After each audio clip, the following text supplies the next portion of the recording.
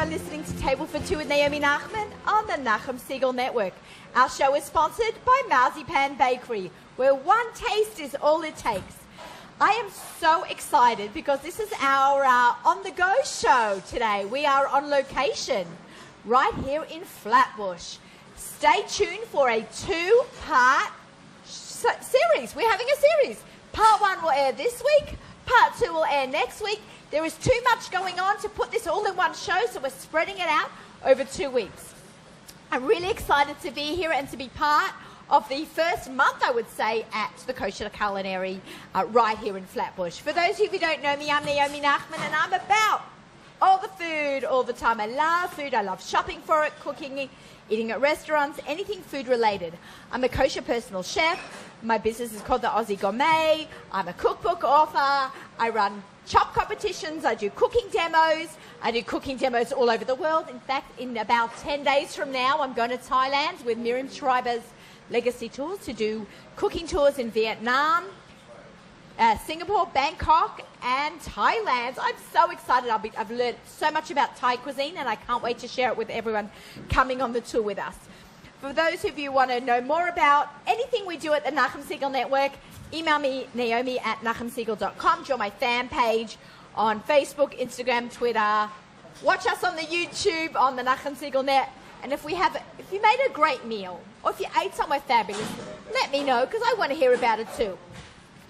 We're going to talk to Ilan Kornblum a little bit, because I was going to talk about my experience in Bison and Bourbon. I went there for a tasting dinner about a week and a half ago, and it was amazing. So I want you to stick around and wait for that interview with Ilan. But we have some business to take care of. We did some giveaways the last 2 weeks.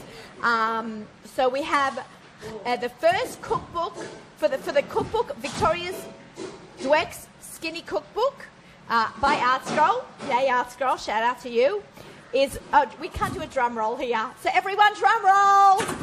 On the table is Hannah Kroman. Oh, that was good, ZK. Hannah Kroman, I'm not sure how to pronounce it, from Chicago, Illinois.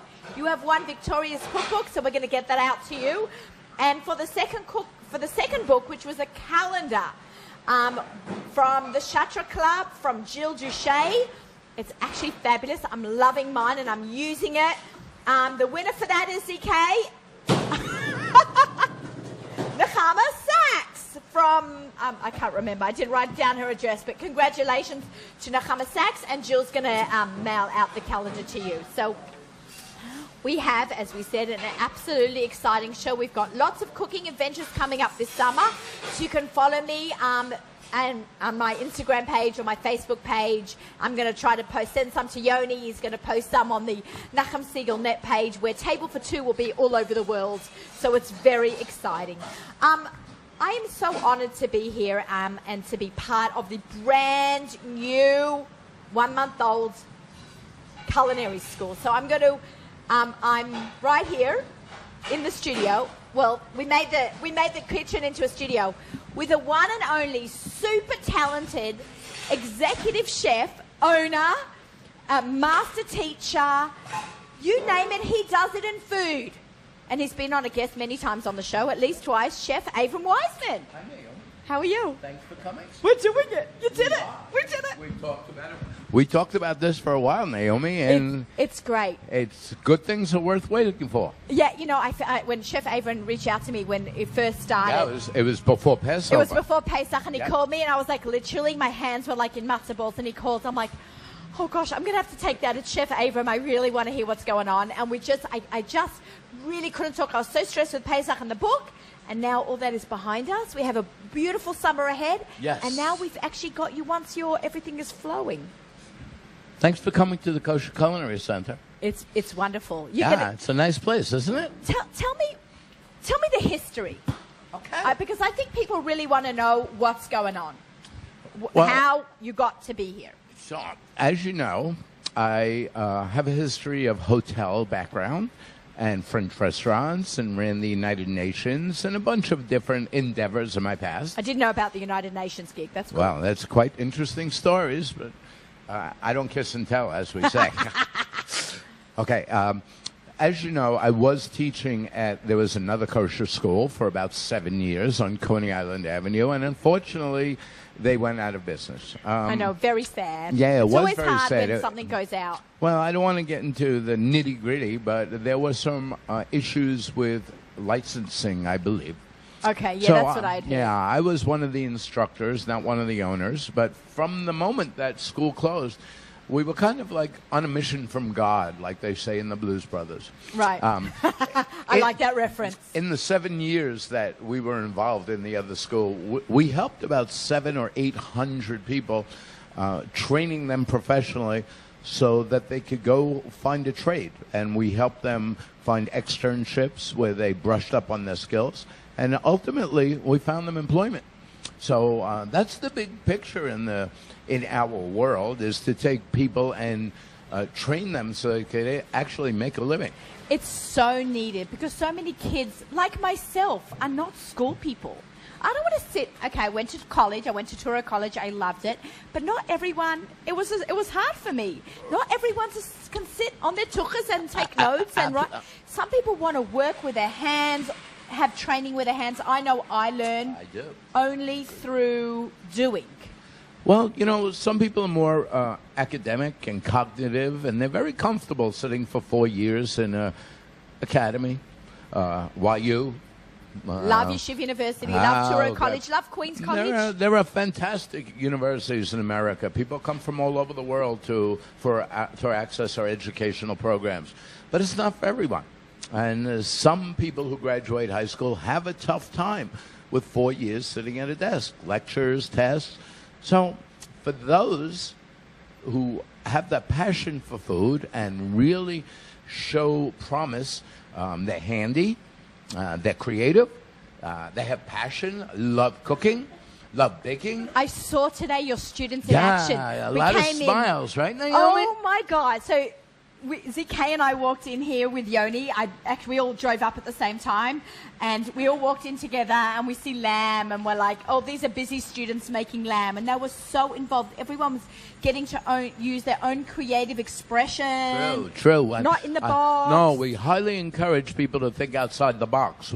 We train them on technical skills, proper way to grill, proper way to reduce, proper way to make sauces, proper way to butcher, sear, season, bland, shock. These are all basic technical skills that are either done correctly or incorrectly. But after that, I highly encourage everyone to put their own personality on each plate. Right. I always call it finding your inner chef. Yeah, I like that. Right. Isn't that a great line? Yeah, is that an Australian term? No, it's a Naomi Nachmanism.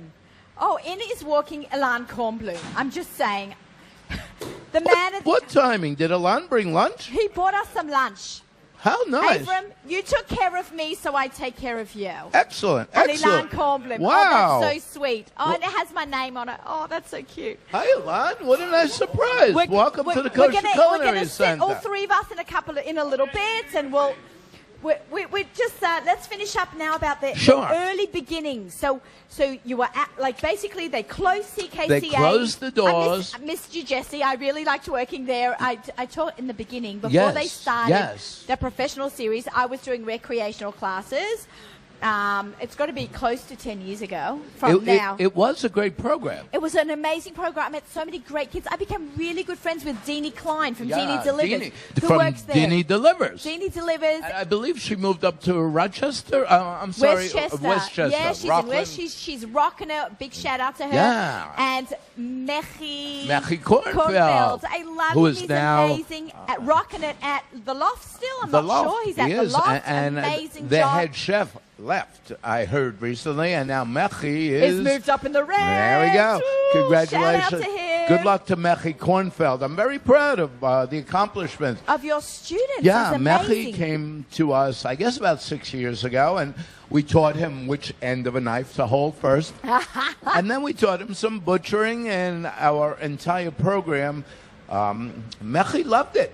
And we found him an externship, and after his externship, Mechi was offered a cook's position at the loft in Borough Park. Borough Park. Big Yeah, shout out to him. And yeah. you know who you have? My dear good friend, Honey Applebaum. Oh, Busy Honey, in Brooklyn, probably number one kosher. Busy in Brooklyn. Busy because she's number one in kosher blogging. I love her work, and she's a great friend. And I could call her one of my Talmidim or Talmidot. Okay. And Georgiana Herschel. Yeah. Also there. So, yeah, she does great. And I'm sure I'm leaving someone out who's a friend, so I'm sorry. I apologize. I'm on the hot seat right now, so the brain just sometimes freezes you're behind up. a hot grill. I'm literally you're behind in front of a hot I'm in grill. front of a hot grill. If you can't take the heat, get out of the kitchen. Well, we're talking about 34,000 BTUs right behind you, so a little schwitzing is normal. So let's talk about, we've spoken about the history. Yeah, let's talk about what we how did. you built this center, and then just give us a little walkthrough of this. Absolutely. Well, as we said, the other school closed down due to various compliance issues. And from the moment that school closed, I had been thinking and dreaming about how to make it happen on a more improved level. The other school had a great idea, and I think Jesse did a fantastic job. Fabulous. And the Pinsons had great concept, really nice people, and helped a lot of people. It's a big mitzvah. It is. It's a huge mitzvah. I mean, to give people parnasa, like... According to Maimonides, as they say, give a man a fish, you feed him for a day, but teach a man to fish, and you can feed him the rest of his life. Isn't that great? Halacha, Gemara... What did he write? Mishnah Torah, right? Mishnah Torah? He did. Well, you boys... Yeah, whatever. Okay, so in any event, we are having a shear here. A little it's really shear, true. and shear on table for I am two. going for my bit of Olam Haba. Okay, So good. I figured if I help train some people to make a parnasa and to make a very... when they can become independent. Our biggest goal is to take cooks, take people who like cooking, take people who enjoy the food business, and train them to a level that is above or equal to the industry standard. There are many, many kosher operations out there, from hospitals, assisted living facilities, yeshivot, of course, and then comes all the restaurants and caterers. And personal chefs. Of course. You know what's amazing? That before this kosher cooking school started, I wouldn't say 10 years ago, kids had to go to non-kosher cooking schools. Correct. And they just couldn't taste. To so much. Or they kind of found their way around, which was not really in accordance to halacha. And the fact that we have a kosher cooking school, I think it's long overdue. It's long overdue. This is New York, man. We've got everything, and now we have a kosher culinary school. We do. And the other school on Coney had great ideas, and they helped a lot of people. And besides our fun evenings, which were recreational programs, right, such as steak night or cake decorating night, or chop competitions. Or a night in Mumbai, night we did Indian cooking, right? Yeah, we did some Yucatan cooking of regional favorites of Mexico. We had, I was going to say cosmetology classes, but it's mixology.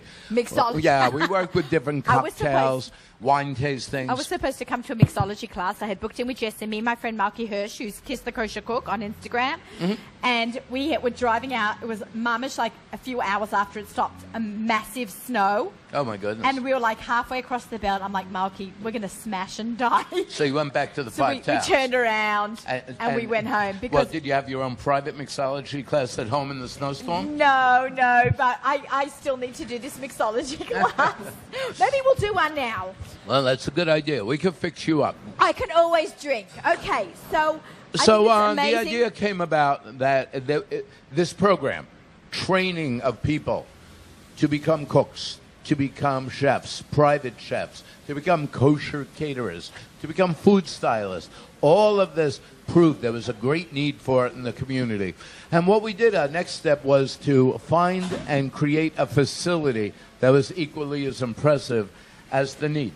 Well, I'm so excited. Let's give us a little tour. Sure, Naomi. And then we're going straight into our demo. I think we're doing ceviche, right? I think we are. I have gloves on. I'm ready to go to ceviche land. Miriam Wallach will be very sad she missed this because we ate lamb before, so she wouldn't care about that. But she loves fish, and we're going to see if we can get some to her. Well, super. And could we... Our general manager. Then could we have a debate about American lamb versus Australian lamb? Oh, no, because there is no debate. You know there that, is right? no debate. Australian lamb is the best. It used to be.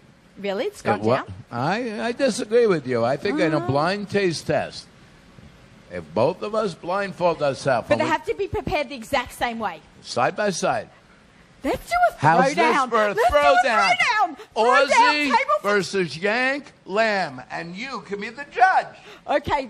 Next season, we'll have a throwdown. That's a great idea, Yoni. Throwdowns. But then it has to be smell-o-vision or taste-o-vision. Oh, yeah, well, maybe get a studio audience right here. Okay, we can do that. Let's go cook. All right, okay, let's show you what we got here in the new Kosher Culinary Center. I'm going to move the chair. I'm going to move my chair. This is kind of like a walkabout show. We're going to welcome the camera on wheels. We'd welcome anyone in the community to give us a call. Let us know when we're around. We're here basically every day except Saturdays. Some of us take off on Saturdays, Shabbat. Ain't going to work on Saturday. We would welcome you all to come and see this gorgeous facility. Yeah, they My partner and I, Perline Dayan, have been working on this plan for over 2 years. We have been working with the State of New York Department of Education on having this curriculum approved and blessed. So you're actually licensed by the State of New York? We are very close to it. Our curriculum has been approved. The State of New York wants one more document, and that's a certificate of occupancy on this building. Okay, which is like the small potatoes. Yeah, we're about 10 minutes away from, 10 that. days away from small potatoes. One more thing. This entire facility is under Kashrut authority. Rabbi Sushi Blech, who we're very proud of. He is a posek. He is a rav. He is an academic. He is a author of a book called Kosher Food Production. He is I want to read that. Oh, yeah, it's upstairs in the office. I must show it to you. Yeah, I'd love to see it. It's fascinating. I'd love to see that. And that. if you think you know a lot about kashrut, you'll realize you know nothing about kashrut until you read his book. I know, amazing, right? Okay. So he is a Rav HaMachsher. We have a mashgiach tamidi here at all times. In fact, at this moment, we have two of them. Woo! Rabbi Mashgiach. Chef Hillel Kober. Didn't Hillel go to school here too? He did. And shout out to you. I knew I forgot someone. It's funny that you said that because both my partner and my mashgiach were past students. Oh. So I must have done something right because we stayed in touch. And then as we were developing this program, I called him and said, hey, it's Chef A. You ready you're ready to come on board? And what did I get from Hillel when I said, you're ready to come on board? And he's like, yay! All right. Okay. All right. So let's talk let's show you. This is this area. I'm going to step aside. Okay. Can you follow Chef? I'm going to step aside and let him talk. This area of our kitchen is called our restaurant simulation area. We have a convection oven, which is superb for baking pastries, breads, challah, Danish, laminate doughs. Because of the fan in the back and the even temperature, we get superb results on anything in the bakery. But it's not exclusively for that. This can be used for meats, fish. It's just a fantastic piece of equipment for roasting any type of meats, any type of protein, or we do roasted vegetables in here, and they come out fantastic. This area over here is a mock or a simulation of a restaurant kitchen. On the bottom here is a refrigerator, and our countertop stoves are located right above the refrigerator. This enables any cook or chef working in a restaurant to be able to stay on their station, stay in this area without leaving. They can keep their beef or veal or chicken right here. Is this a new thing in cooking, or it's always been like this? In a restaurant? I'm not familiar with restaurant I would call it the last dozen years where they started designing these chef-based refrigerators. I'm just going to peek. Sure, they're empty right now, Naomi, but they are all ready. I could actually use this in my house. Actually, you could, but when you see the price on it, you wouldn't want it. Yeah, right. Sven Nachman will say, So, well, if you are a cook in a restaurant, what we would be doing is we would be standing here and there would be tickets, orders, and waiters would be coming in here shouting out orders. Waiters would be coming here and perhaps yelling, "Where is table 17? I need the appetizer on table 4. Mr. Schwartz on table 21 wants his steak now." If this cook who is getting shouted at and demanded left this area, if I went over to here to go get steak, or if I had to run to another area to get fish, or somewhere else to get a veal chop, when I walked away from this area, I would lose control. So he's the maestro. So this is my area, and if we're cooking together, we never leave here. We have a chain on our foot, and we stay here for an 8-hour shift. Oh, God. No, you can't leave. This is why I didn't go into restaurant cooking. Yeah, it's not fun. I've never been on a line. Really? Being on a line means you're working on the restaurant Correct. line. Working here. And you are looking at tickets that are popping out, usually of a micros printer, and it becomes extremely high pressure. The more tickets that hang up, each ticket or dupe, restaurant dupe, that will show us how many people are on the table and what they're ordering. So, this area, grill, deep fryer, chef-based refrigerator, and convection oven. Grill? Yeah, this is a charbroiler, a radiant heat charbroiler. We have a pasta sink here where our cooks, students, and anyone else. This is just for pasta? Pasta, refreshing vegetables. The idea is when you're cooking here, if you need cold water or to drain something, you don't have to leave the restaurant So what are these things here? I'm not sure. Fire extinguishers? These are, this is called the Ansel system. I guess it was named for Mr. Ansel, but I don't know. I'm guessing that I'm learning a lot, guys, right? This is actually attached to those red tanks on the wall. Okay. Okay? So, and what happens, God forbid, in the case of a fire, if the oil burst into fire or something over here was bursting into flames, what happens is bicarbonate of soda, a dry chemical, would be sprayed out of all these nozzles, and simultaneously the gas would be shut off to every appliance. That's amazing. Yeah, that so must be an expensive system to put in. They don't give them away, Naomi. Oh, I know. But is it a must? Is it a must in a kitchen? It's a law. Well, the fire department will not give you a permit without that. Without that. Okay, good. No, good. I'm really learning a lot. Let's do some cooking. Why not? We're here. Because it's Friday morning. Everyone's watching this on Friday morning, even though it's Wednesday right now, because we came to a special show. Everyone's watching this on Friday morning. People tell me how much they love watching us cook. So why don't we do a little appetizer for Friday night? Friday night dinner. Great. Perfect. Everyone knows that I'm obsessed with appetizers. When I go to a restaurant, I just want every appetizer on the menu. I know. And, I was watching you last night. I saw you doing eggs. There was a nice video on Facebook last night. Of eggs. Oh, no. My beer-battered fish. Those beer-battered fish, and I saw fried eggs up. Sunny side up. That's my promo intro. That's my promo intro. Yeah, it looked great. Because I'm sunny side up because I'm so happy. Morty Herzog was the one who named my show because he said I'm always so happy and sunny, so he called my show Sunny Side Up. I love it. Isn't that funny? So you can watch it on kosher.com. I make beer-battered fish. So let's make some fish. Why not? But not in beer batter. Today what we're going to do, though, is something a little bit different. We're doing a ceviche. Yeah. And ceviche is a Mexican or South American dish. It always starts with the freshest of fish, and the fish is cooked in lime juice, except it gets cooked like this over ice. It never sees heat. So I'm going to put the microphone down, and we're going to give you a little demonstration. Okay, I'm going to hold the microphone for you. Thank you very much. Okay, so where do you want me to stand? Okay. Well, you can't talk without this. Here we go. We're going for a recipe. I wrote this one. Okay. Who's Ilsa Holbox ceviche? I'm glad you asked that. Because it says Ilsa Holbox ceviche. Well, actually, it says Isla Isla Holbox. Let's bring out your Latino, your inner Latino. Okay, great, because I'm literally obsessed with ceviche.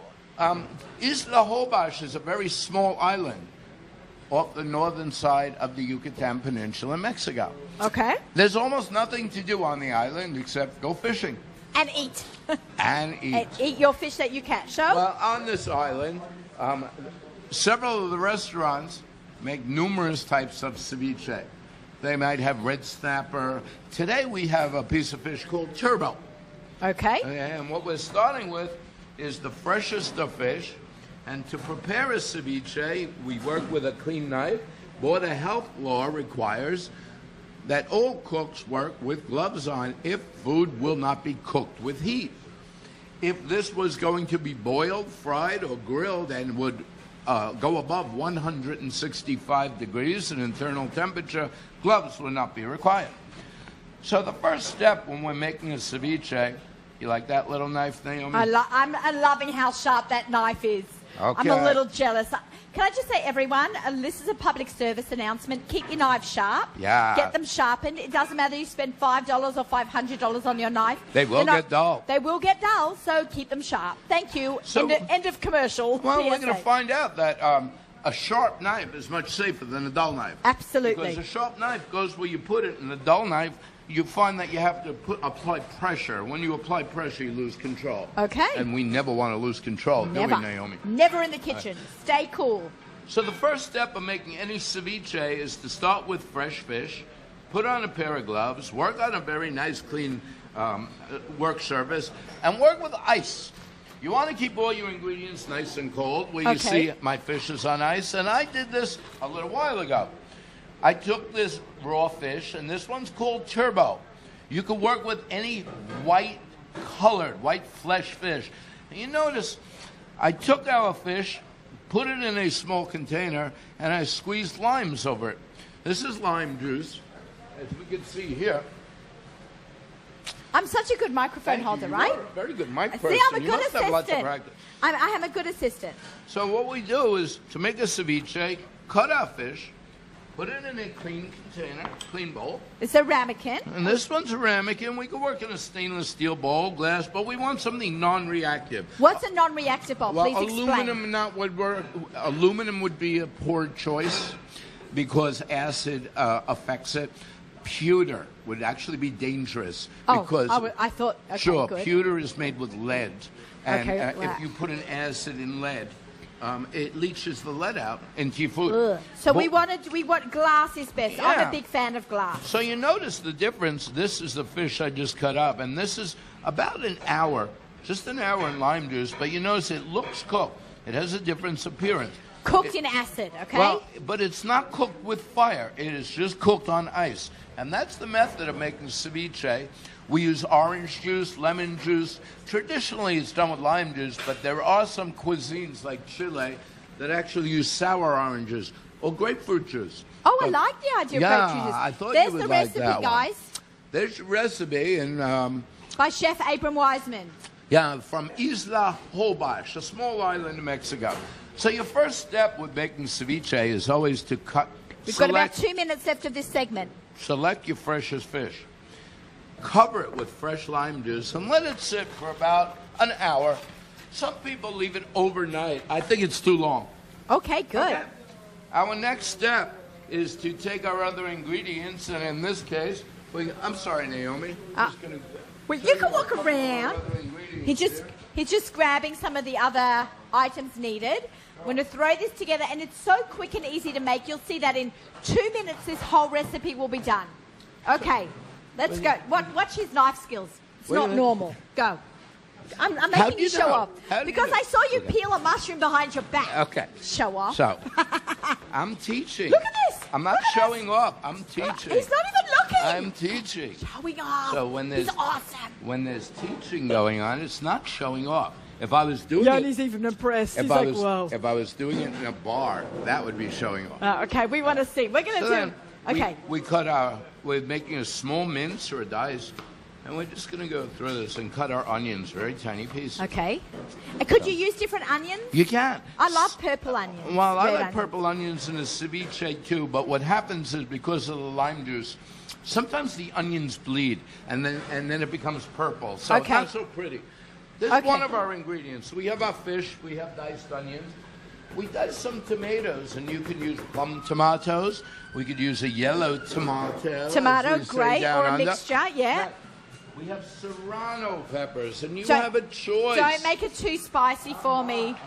Have Rahmanas on this Ashkenazi girl. These are different peppers I have in front of us. Show What are this? What's this one? It's jalapeno. Yeah, for sure. Woohoo. And then we have serranos. Okay. Serranos pack a little more flavor and definitely more heat. Okay, so maybe we should. Well, actually, I'm going to show you a way to get the flavor of serrano without the heat. No ribs and seeds, right? That's it. That's it. You know that. I know that. I can't teach you much. Oh, so yes, if we remove the membrane and the seeds, it really takes the heat level, the Scoville level down. And if we rinse it off and get most of the seed out, by rinsing out the ribs and the membrane, we have the flavor of the serrano without all the heat. Oh, okay, good. That works for me. Additionally, we've got to do this fast because we have such an action-packed show, guys, that we got to get it all in. 2 hours might not be enough. I would say 2 days may not be enough. I know. There we go. And then we want to mince it very, very small, so anyone getting a piece of serrano in their mouth doesn't get a big I just chunk. want a little bit. Go easy on me. Okay. So these are our basic ingredients for ceviche. Again, it depends where you are. There are ceviches done in Mexico. There are ceviches done in Chile, Central America, Ecuador. Why do they do their fish rare? Why aren't they cooking it? They didn't have access to heat? That's a good question. Why does that culture not cook their fish? They do cook fish, but this is a particular specialty of the region. Of the region. And it normally is served cold with alcoholic beverages. What we're going to do is take our tomatoes, our onions, our cilantro, and we're going to take our fish that was sitting in the lime juice. I get rid of some of our lime juice that cured it. Okay, I love lime juice. And you can see the fish now looks like it's cooked.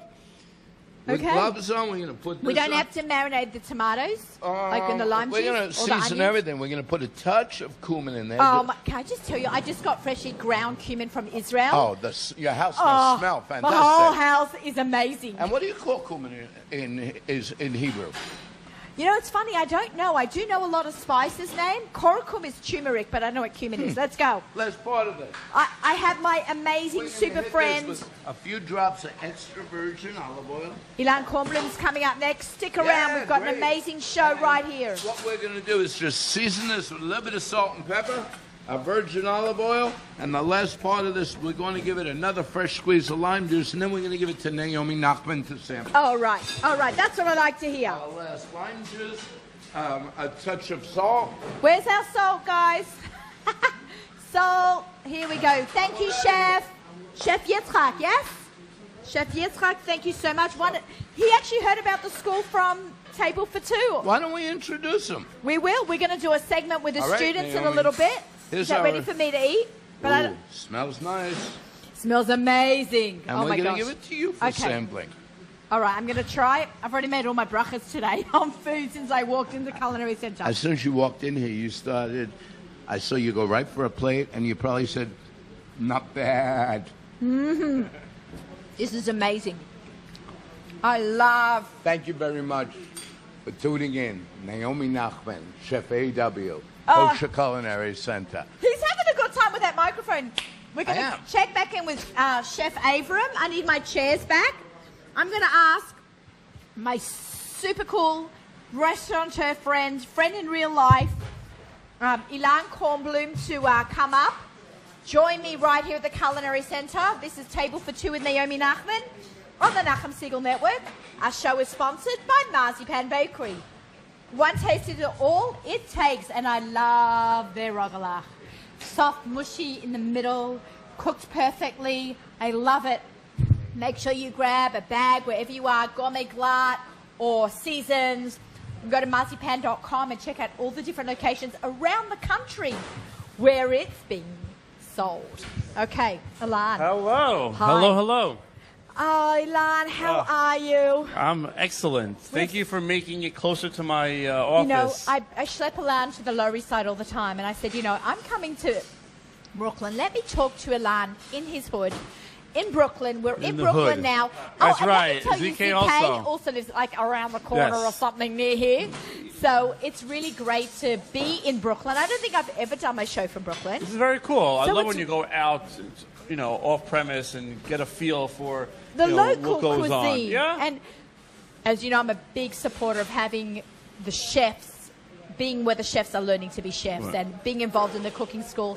On the It's way all here, about education, yeah. you know, I just want to, we've got a couple of things to talk about. Business Okay, first. for Let's sure. talk about Bon and Oak event. Yes.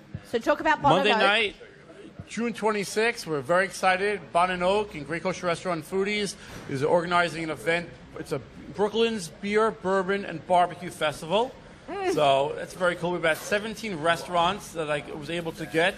They're all coming down, anywhere from Bison to Bordeaux to Wolf and Lamb to Beast Barbecue and Muncie's going to be coming down. love, you know, Moses was on the show the That's last right. 2 weeks. I was very happy. He Look was at that. hilarious. Oh my God. He's a character. So that was very cool. And so yeah, we'll have a lot of cool stuff. It's almost like the KFWE people are used to. This is just now in Brooklyn. We'll be doing beer, bourbon. We'll have a house band. We'll have nice. cigar rolling. It's a very cool, chilled atmosphere. The summer is here.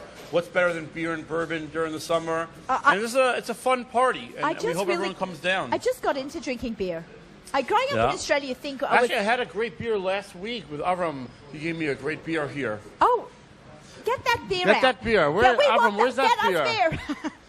Okay, so I'm not a bourbon person because I never got used to the hard liquors, but I love beer. I love all the food. I love all the restaurants. How can people buy tickets still? So it's still bonandoak.com, bonandoak.com. You can use my code. Give you 15% off. It's GKRF15. GKRF15. Again, Monday night in Greenpoint, Brooklyn. Very cool warehouse. We're going to take over the entire place. It's off the water. Beer, bourbon, barbecue. I'd love to be there. 15% off. bonandoak.com. Get your tickets. It's selling out. It looks like it's going to be amazing event. Yeah, we're really excited about it. I'm very excited for you. Tickets are going really well. I love the last Bon and Oak event. And Zohar and his wife. Great people. I met them. Such now nice let's guys. segue in. Right. I met them last week. You asked me to come to a tasting at Bison and Bourbon. Yes. Can I That's just say one thing about Bison and Bourbon? It was a crazy hot night. It was. And their AC was on the fritz. I was warm that it was on the fritz. But we had the loveliest evening. That is the most beautiful restaurant. Right? Like an outdoor courtyard. Outdoor no matter how the weather is, you want to have that experience. You feel like you're going to Israel and it's going to be hot. Well, you sit outdoors because that's what you do. And that's what we did. And we had a good time. Whenever you have, cold drinks and you have friends around you, you know what? It makes it okay. It was really a lot of fun. The chef, she's great. The chef, she was on Gordon Ramsay, right? Yeah, Hell's Kitchen. On Hell's Kitchen. She's amazing. Judy was lovely. Such a great host.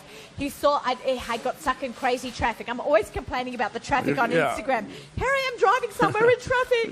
I have to say I flew here this morning. I got here in 30 minutes from the 5 towns. Off-peak hours, that's it. I don't know. It doesn't always work. So I got to Bison and Bourbon. It was like schmaltzing hot. I walked in there. He looked at me like I was melting, and he goes, "Give the lady the drink." He named me their house cocktail, cucumbers and cilantro. Literally cooled me off in 5 minutes. Yeah, it's very cool. The whole Bison and Bourbon vibe is also with the whole bar. They have a huge cocktail menu. They just came out with the whole drinks menu. Also, I think right now we're really in a good place with restaurants. There's so many nice restaurants out there. People don't appreciate, I don't think, the amount of restaurants. You go to a city like Cleveland or Detroit, Baltimore, and they have a couple of restaurants. Here we're in Brooklyn and 5 towns and Manhattan, and there's so many good places to go to, and so we're happy. What's opening up though this summer? What's new in the restaurants? You talk about what we have, but what's coming up? So Crown Heights, which has been a restaurant center, the epicenter of restaurants in the past couple of years, Izzy's and Boof and Bun, and of course Basil and Brooklyn Artisan Bakehouse. So another one is coming up. called Allenby. I cannot wait. I don't know if you heard about it. Elior Belul is opening up like a modern. Yuda Schloss. Right. I think he's like a consulting chef. I don't know if he's a partner. I think he's the owner. Okay. I think so. Okay, they might you be may know partners. better than me. I'm not sure. You never know what goes on. Yuda's been on our show before when he did the supper club. Right. At my house when my air conditioning broke. Yeah. Remember that? We're always around, Hot nights. Yeah. But let me tell you, we fixed that problem. Very nice. So that's a cool restaurant. Again, a modern Israeli restaurant that should be very hot. Well, let's talk about the Israeli chefs that have come to America, that have just taken America by storm. Yeah. You know, unfortunately, it's not one of the kosher restaurants, but we got to give Michael Solomoff a shout out. Exactly. He started, the he whole... just got a James Beard Award. Yes, right. And he was in Citron and Rose. He was the founding chef there, and that kind of put like restaurants on the map for Israeli chefs. And so, yeah, there's certainly a lot of chefs that are coming. Israel, I know you were there. Oh, my God. You can, I've got big news coming about Israel and food coming up. So we're taking a lot of the talent that's from Israel and bringing it here. I think it's amazing. So, yeah, it's a lot of cool stuff that's going on. Hummus is like, the Speaking hummus of which, is everywhere. Isn't it the official dip of the NFL? You're right. Something, it's funny you mentioned that. So, Mayor Luz from Breadberry? I know him. Okay. I have not met him. Okay. But I think we're in a WhatsApp chat together. So Mayor is opening up a hummus place. Oh, really? Yeah, Where? in Brooklyn on 13th Street off Kings Highway. It's called Meraki and Hummus Juice Bar or something. So a small little cute place, also very Israeli type kind of place, and hummus and juice. And that's all you need, man. Yeah. So that's another restaurant opening up soon. It's unbelievable. Like every minute, you've probably never been busier, right? It's a cycle, groups, though. Between the group, your great, amazing. How many are we up to? 28. Over 30,000. I was like person number 6 or something. I think it's in that group. the largest Facebook group for Jewish in America. Yeah. So it's very cool. It's crazy. 2.5 years, right? Yeah. 2.5 years. Started Kosher Fest 2.5 years ago. So it's a really great resource for sharing and it's a lot of caring. Fun. And it's a big community. People love talking about restaurants, talk about food, get advice, where they should go. I really try to show respect for the restaurants, for the customers, and we try to have a dialogue that's about education. Again, this is all it's about education, and this is what, I get asked a lot. What's a proper tip in a restaurant? Okay, so it used to be 15, 16. Now it's more about 18, 20%. Right. Just because, that's if you good service, that's what you should do. Again, a lot of these waiters, and we've had debates on the group about tipping and mandatory and why, and it's an American, it's what we do. We tip. That's how the waiters make money. It's actually not Australian. If it's not. In Europe, they don't have tips. Yeah, well, in Australia, if the meal costs $98, you leave $100. Right.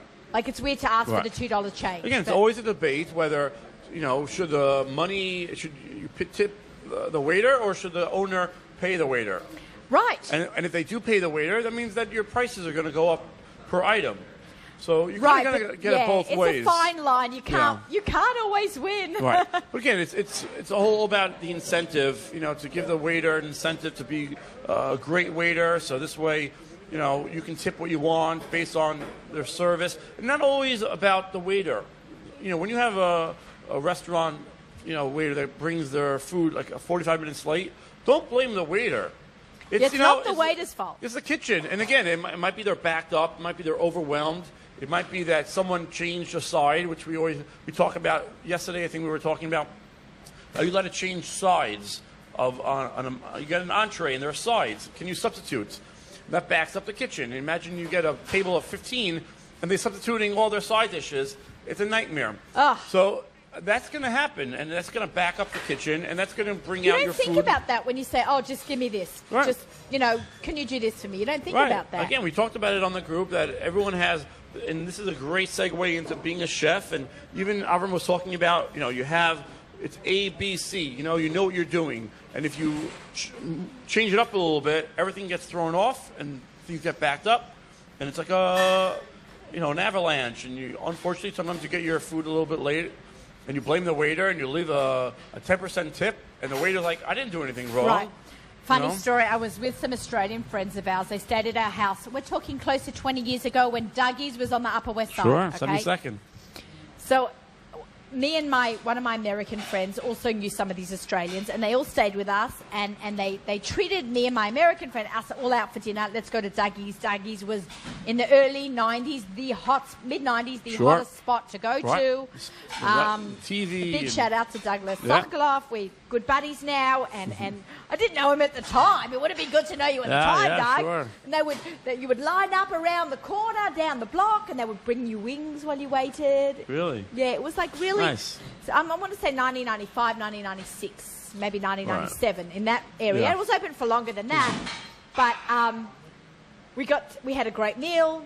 We go to leave, and the Australians pay, and then the waiter comes out. Excuse me, did we do something wrong? They're like, no, we loved it. They're like, they didn't tip, and then we had to explain to the Aussies. Guys, you have to tip. We'll take care of the tip because he took care of the meal. So that's also, if someone treats you, it's nice to maybe you pay the tip. I don't know. And vice versa. When the Americans come to Israel, go to Europe, they love it because we tip, 15, 18, 20%. They're like, this is amazing, So it's very funny, right? It goes both ways. Very funny. Yeah. Okay. So, have any restaurants closed that we need to talk about? It's a cycle. That's unfortunately, it's hard. It's hard. We talk about, we on the group about being closed 100 days a year. We're closed 100 days a year. Yeah, the restaurants are closed. Yeah. Again, any Jewish business is closed, but you also have to think of Shabbos, Yom Tov. You always have the Friday, the afternoon. Right. Should you be open on Friday or should you be open on Saturday night? Right. It's very difficult. Again, I never thought about that. Yeah, and then you have your other, the hood breaks, the air conditioner doesn't work, the chef quits. There's a million things that can go wrong, so it's very, very hard. Whenever you go into a restaurant trying to open, you have to have a great management. You have to have, a game plan. It's not just about cooking. It's a business. Right. And a lot of times you go into a restaurant thinking, like, oh, I have a great chef. And it's, it's a lot more than that. So it's unfortunately, come and go, a lot of these restaurants. But we hope that, people support them. I'm excited about the new tavern in CNL. Yeah. What's it Citron called? and Rose. Citron and Rose Bala Tavern. Kinwood, in Philadelphia suburb. I was there a couple of weeks ago. And it's a cool place. Again, Philadelphia has a huge bar, TVs, very casual, comfort kind of restaurants. And so people are going to Philadelphia during the summer. Yeah, I want to actually make a day trip out there with my husband on a Sunday when all the kids are in camp. When we come back from, I'm going to Asia, right? I do. How crazy is that? I That's keep very talking cool. about it. That's very cool. I'll check out, the Chabad, they do all the food there. Sure, so I'll be updating you on the group as much please. as I can. Sometimes I forget to put on the group because I put it on Instagram. You got to put it on Instagram and Insta stories on Facebook. It's hard to keep up. People think it's funny because when we went to the Bison and Bourbon event, there was we had a couple of winners, a couple of friends. Yeah. And they're all watching us take pictures and post, and the food is getting cold, and they're like, "This is actual work. This is not food that you get to enjoy." You do enjoy it, but I'd rather do this than do other things. We have the best jobs. It's fun. It's a lot of work, but we love what we do. And I go back to, it's all about just putting out information. It's just educating. People look to us to kind of just let them know what's going on, what specials are going on, who are the new restaurants. What are some of the backgrounds on them? Every restaurant has a story. I know, I love the stories. That's why I get to interview people. Let's tie it all back to the amazing Culinary Centre here. How is this going to help us? So I want to hear it from the restaurant side. How fantastic such a place. Okay, so when CKCA was going on, people were going. It was very nice. Once they closed, it was very sad. It hurt my heart. We had people on the group saying, "I can't believe it. We loved it. I wanted to go." Someone who was like 15 years old said, "In a few years, I wanted to go there."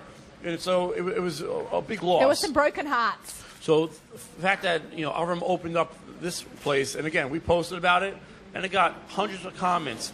We posted a video last week at the center right here, and got over 5,000 views. Yeah. You know, no sponsors, no ads, no sharing, just organic. Sharing the love of what is happening. And so it's cool. Again, it's a lot of recreation, date night, barbecue, knife skills. So it's going to be a lot of interesting things. Again, I live in the neighborhood. I just became president of my shul. Oh, Mazal Tov. Because I don't have enough time. So we're going to get my shul involved. Maybe we'll have some, shul events here. Shul events here. We'll have some competitions. We'll have, look who's here. Yeah, you know what we're going to talk about. I know. Fleish-Fest. Let's wrap up with the sushi. Yeah. Just 20 minutes go fast. It goes very fast. I know, Again, right? You feel like it's 5 That's minutes. it. We could talk for 10 hours about food. We have. So okay. yeah, let's show the sushi. We have to have food. So I said, Ilan, we need some sushi for the show because, what show do we have on a craft show not have food without some sushi? So this comes from our very good friends. Simply Sushi. They have a location, a kiosk in Kosher Palace, right here on Avenue U off East 29th Street.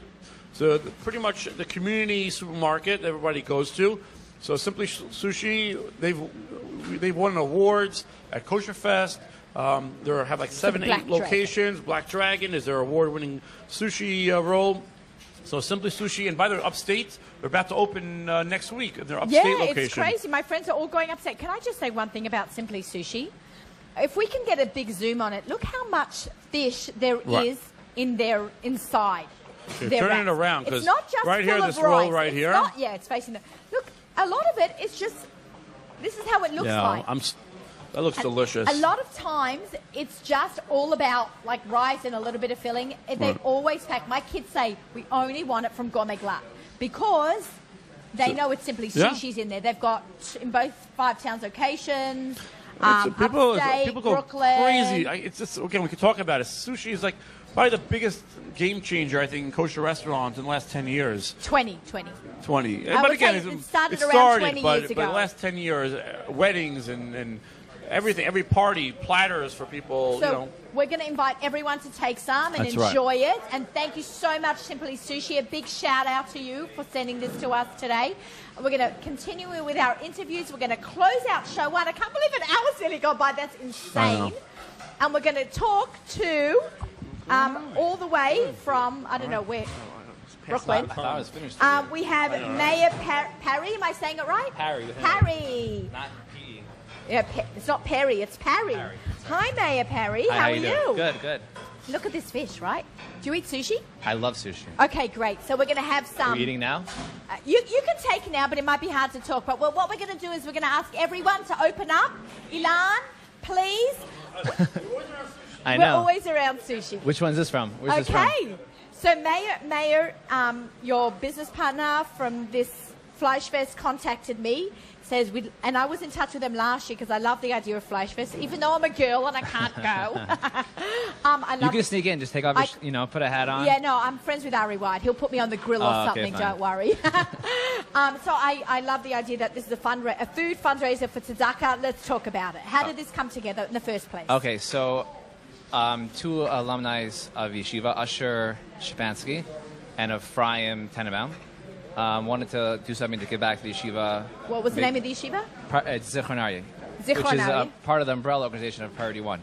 Of what? Priority One. Beautiful. Yes. Very nice. Okay. So they got together with a bunch of their friends, invited them to a barbecue in their backyard, and let's just say that their backyard wasn't big enough for the next years. It went from like 200 guests to this past year to 500, and hopefully next year it will be... This coming year, August 2nd, will be more than 500 people. So August 2nd, we're going to have a big fundraiser. It's called Fleish-Fest because it's all about... The fleish. The meat. Now, who's the chef? You know who the chef is. I know the chef. Say it again in case you missed it. It's Chef. Ari White. Woohoo! From... Got Talent, Wandering Q. So yeah, we're doing Good mostly... Mates, been on the show many times. Oh, cool. Yeah. So that's exciting. So they got together, all their friends came, and then it morphed into something that everyone tries to get to. That's fantastic. Yes. Well, I really I wanted to have you on. I want people to know that it's really a men's only event. Can we do a women's event? So that's what everyone says when they first hear about Fleish-Fest.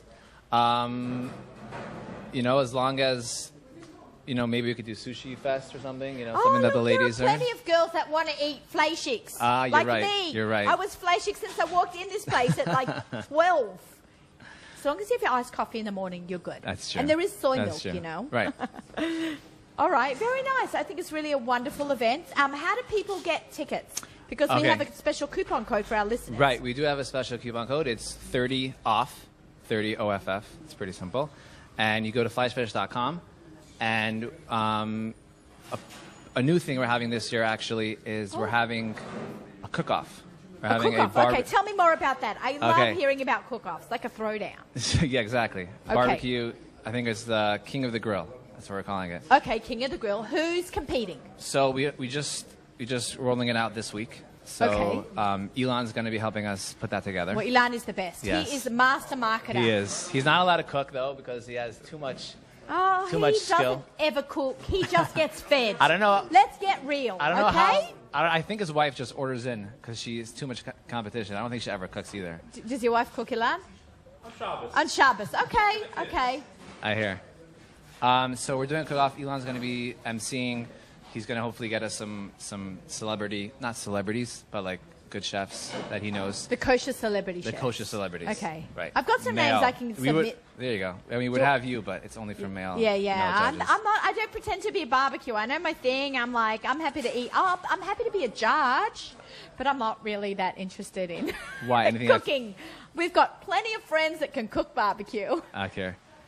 So how do if you want to compete, like how do you? So in a couple days we'll have that part of the website up. It's going to be a separate website that we're putting together, a competition website where you get sponsors to sponsor your team, and so cute. you raise a certain amount of money instead of just paying to get in. You just convince your friends that they have to sponsor you. Okay, so like the bike-a-thons, this is like a cook-a-thon. Exactly, cook-a-thon. Oh yeah, that's my kind of sport. They can do the bike-a-thon after to get off all the calories, Okay. So we're going to have upwards of hopefully 10 to 20 teams, 10 to 15 teams. And they're going to be barbecuing there? Exactly. So How it's going to does be this a whole work? show within the Fleish-Fest. Just the Fleish-Fest barbecue will have a separate show, which hopefully in the future will maybe even broadcast live. I love that idea. Well, you know who to find when you need to broadcast live, the Nachum Siegel Network. That's right. Maybe Nachum would like to be a judge. That would be hilarious. I put in Nachum Siegel, okay? August 2nd. Nachum, they're going to call you. Okay. There you go. On air, we said it. Once you say it out there, it's like gone in the wind. That's true. Yeah. Okay, so what's the name of the website? Fleish-Fest.com. And the website to compete in the cook-off? So that will be on Fleish-Fest.com within the week. Oh, there'll be a link on link. that. Exactly. Oh, okay, great. And you can keep following Elon for updates also, who's going to... On Great Kosher Restaurants exactly. Facebook. Okay, Exactly. fine. All right, and then there's going to be a competition, and there's going to be Ari catering. That's right. Now, Ari's very into specialty crazy meats. Can we talk about that? So, yes, Ari, there's brisket, and then there's Ari White's brisket. So not only is it super kosher, but it definitely has some yichus. There's probably some yichus going on in those cows. There's a lot of flavor that he personally probably picks out his cows so that they're on a strict diet. The Kobe beef, they get massaged, and they're fed beef and stuff like that. You spoke about that on the show. Right. Yeah. So he probably has that going down. And there's the perfect bark. Right. The smoke bark? His 18-foot, smoke bark. His 18-foot smoker, bunch of fleish, some chicken for people And who where like is chicken. this going to be? Which neighborhood? I didn't even ask you that. Is it in the Five Towns? It's in the Five Towns. Oh, it's in the Five Towns. Yes. Okay, that's in my hood. Yes. Okay. Do we have a location picked out? There is a location. Is it under top secret? It's not top secret. I just don't know the address off the top of my head, but it's our host, who's been the host for the past, few years, Chaim and Penina Klein. Okay, cool. So they're going to be our hosts this year. It's so nice that they open up their home. It is. to And they this. have a huge backyard. There's space for upwards of between 500 and 750 people. So we're encouraging everyone to come, sign up nice. early, use the Code? The code, $30 off. Go to flyfish.com. You can look at the video there. We have our sponsors there. Wonderful. Yeah. Wonderful. Thank you so much. It was my I'm pleasure. Thanks so for glad having me that you came on and that you guys reached out to us. And Mayor, It was my we pleasure. look forward to a successful event. Thank and you. to raise a lot of tzedakah. So I really wish you Hatzlacha Rabbah. Thank you. This is is Table for Two with Naomi Nachman on the Nachum Siegel Network. Our show is sponsored by Marzipan Bakery. We've got a second show coming up next week, right here from the Culinary Centre in Brooklyn with Chef Avram Wiseman. We've got music sponsored by our friends at Kedem, right up to lichbenching. This is a supersized, amazing show. It was too much for one show. We'll see you next week. Shabbat Shalom. Take care.